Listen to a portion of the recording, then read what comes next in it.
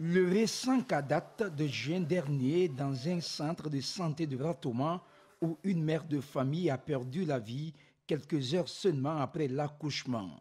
Un décès qui gonfle le taux de décès maternel dans les districts sanitaires de Conakry. Au cours des 3 derniers mois, on est à plus de 5 cas de décès maternel, ce qui est très alarmant pour nous. Donc nous sommes là pour comprendre et mettre l'accent sur les consultations prénatales et comprendre l'itinéraire de ces femmes. Parce que plus généralement, ces femmes-là reviennent dans les structures tertiaires dans un état très critique où on ne peut plus rien faire.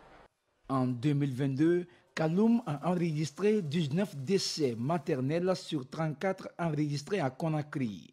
Cette année, le district sanitaire de Matoto a le plus grand taux de décès maternels avec plus de 2 décès maternels à l'espace de 3 mois. Toute femme qui décède par suite d'un accouchement, au cours de la grossesse ou de postpartum jusqu'à 42 jours, toutes ces femmes-là, quand elles décèdent, ça doit être revu. La surveillance du décès maternel est l'une des stratégies développées par le ministère de la Santé pour réduire significativement le taux de décès maternel dans le pays. Le nombre de décès maternels ne fait qu'élever.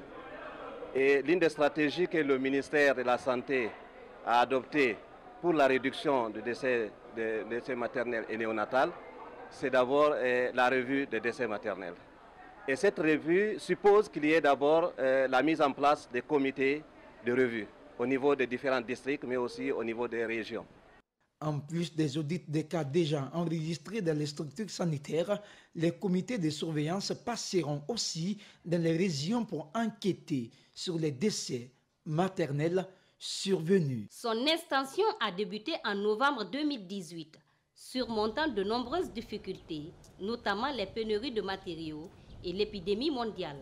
L'hôpital de l'amitié sino-guinéenne est enfin inauguré avec en son sein des équipements modernes.